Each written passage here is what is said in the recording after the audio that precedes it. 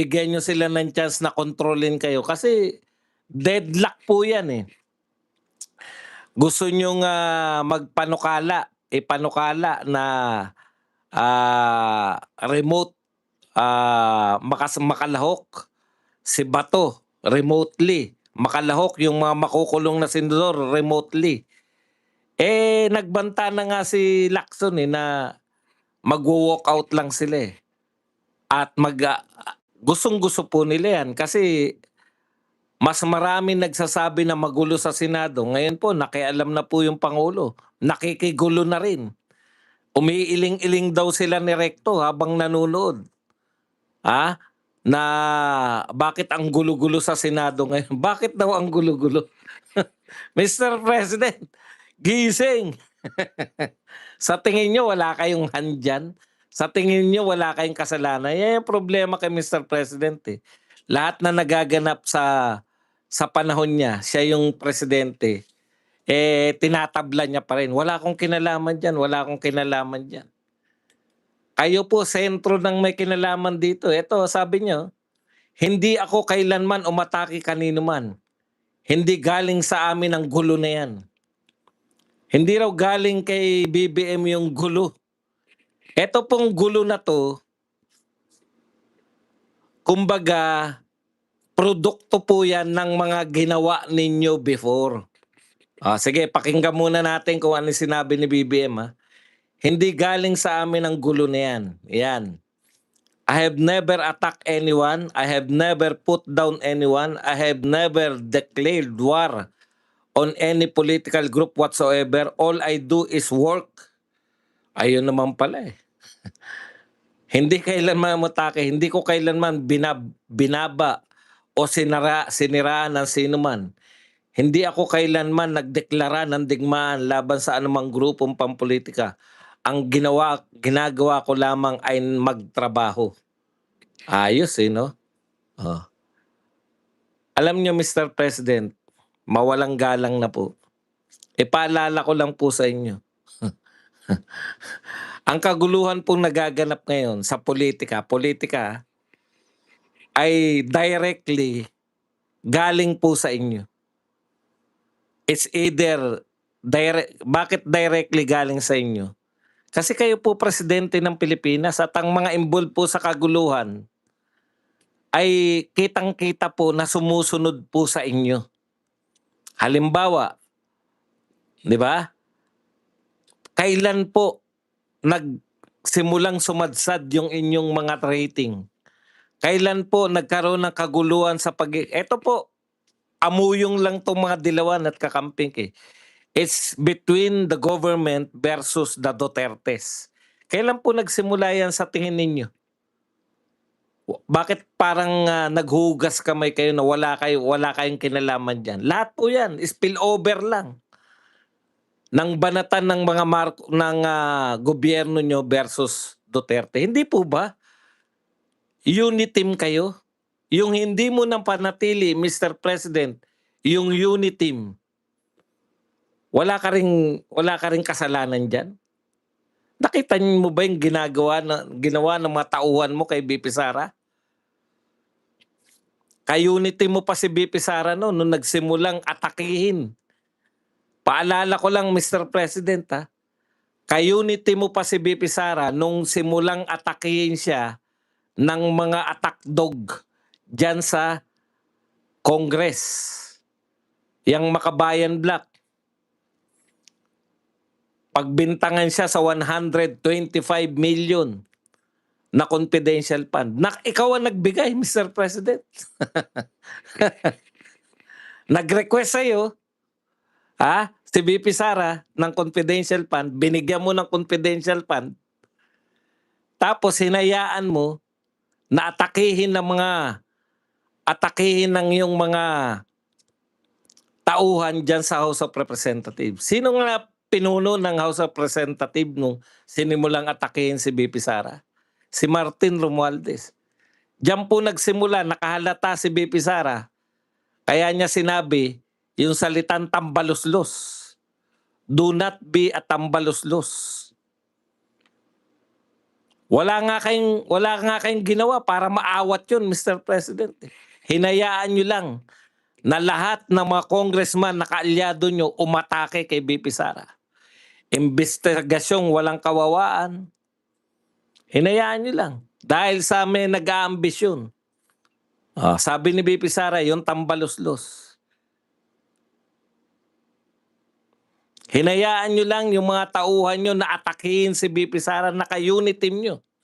At hindi nyo lang kasi simpleng ka-unit team.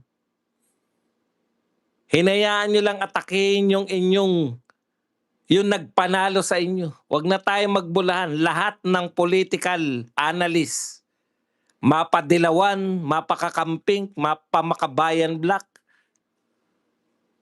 nagsasabi si VP Sara ang nagpanalo sa inyo.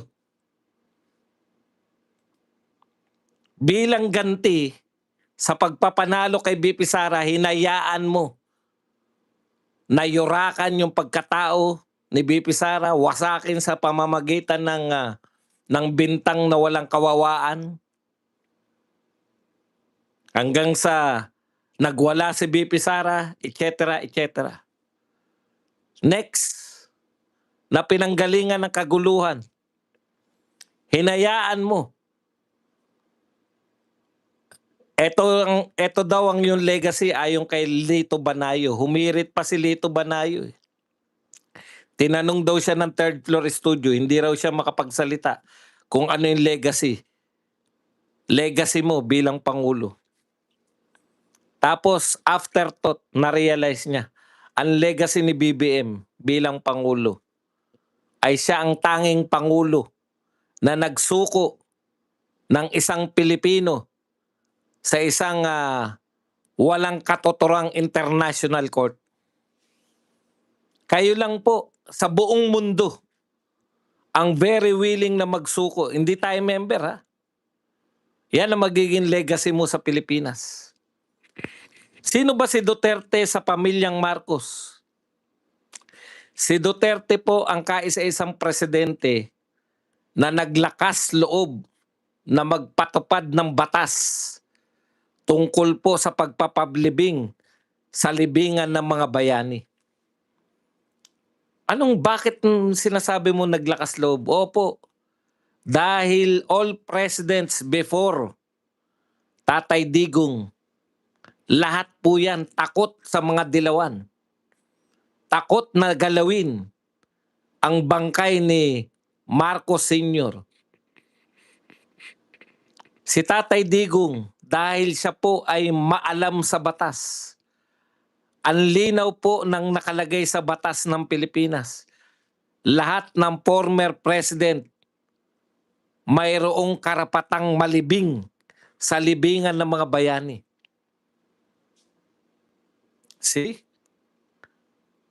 Bilang ganti sa kaisa-isang Pangulo ng Pilipinas na naglakas loob na ipalibing yung tatay mo, Mr. President, ano ginanti mo? Pinadakip mo sa dayuhang korte at ngayon, 1 taon na mahigit, hindi pa nagsisimula ang trial. 1 taon na mahigit na nakakulong si Tatay Digong, nahuhulog na dadapa sa kanyang selda na mag-isa. 1 taon na mahigit. Hanggang ngayon, magta-trial na, naghagila pa rin ng ebidensya yung mga nag-akusa sa kanya ng mga crime against humanity. Sa dayuhang korte na wala tayong kinalaman. Huwag niyo pong sabihin, Mr. President, na wala kayong kinalaman sa kaguluhan ngayon. Kanino po nagalit ang mga maka-Duterte? Kay Pinoy ba? Nung nakulong si Tatay Digong? Kay Gloria Macapagal Arroyo ba? Kay Erap ba? Kay Gloria ba? Sa inyo, Mr. President.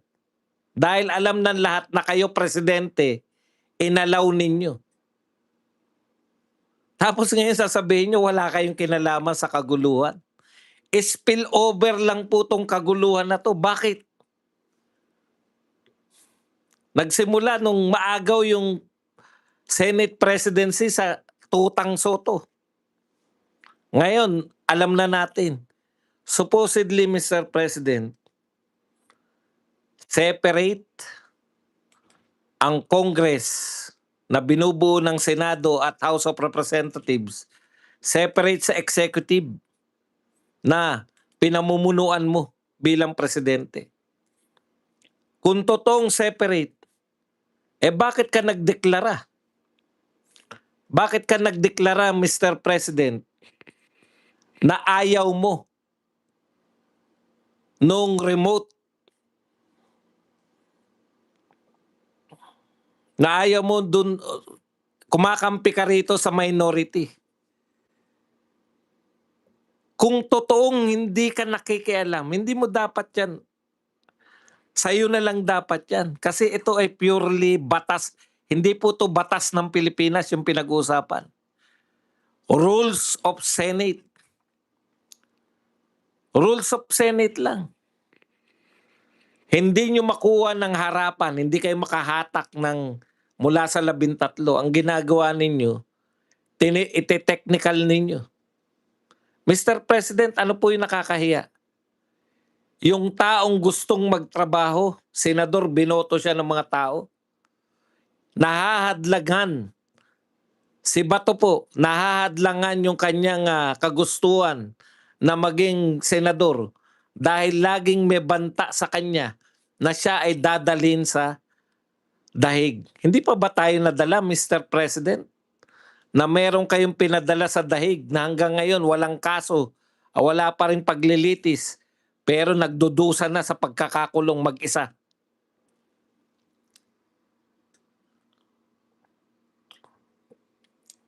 Kaya ang hirap pong tanggapin. Lagi nyo sinasabi, wala kayong kinalaman.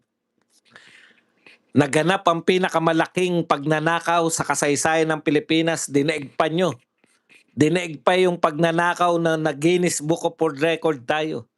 Ito po, pinakamalaking pagnanakaw. Kayo rin po nagsabi niyan. Sa inyong famous na SONA, na mahiya naman kayo. Tuwing SONA po, nagaganap yung mga kahindik-hindik. Sabi nyo, pinagmalaki nyo ng isang SONA. Ang 5,500. Pag pinagmamalaki nyo, inyo, proyekto nyo. Hindi ba kayo nagmalaki na meron tayong 5,500 na flood control?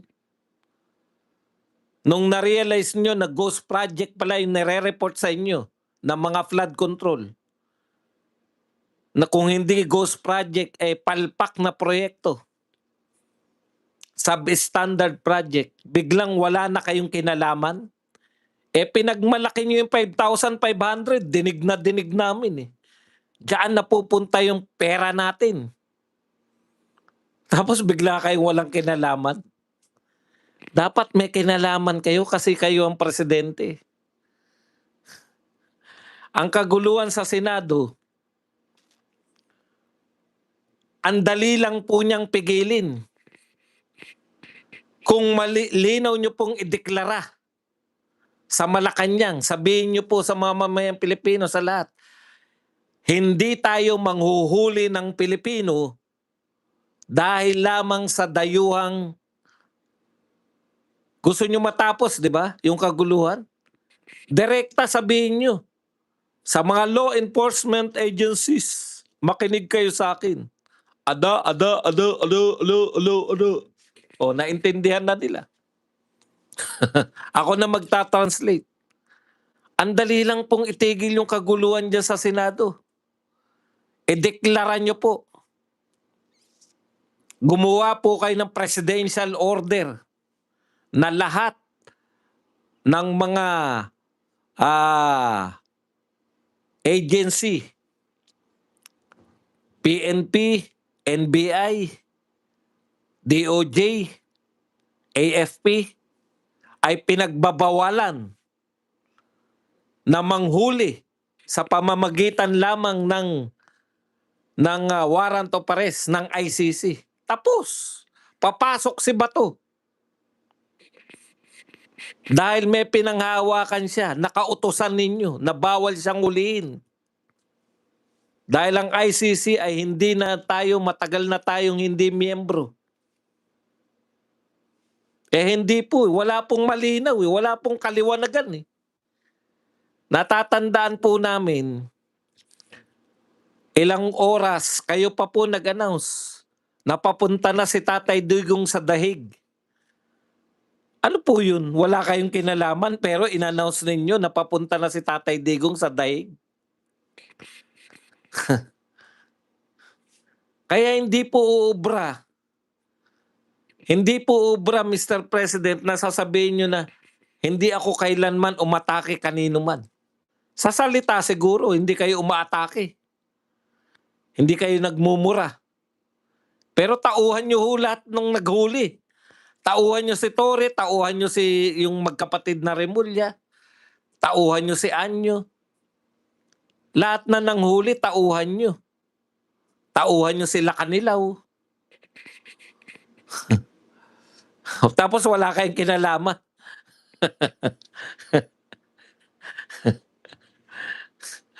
Thank you very much kay Rosel Garcia na nagbigay sa atin ng 50 pesos na pangkape. Tingnan natin kung moderator na to. Gawin muna natin siyang moderator.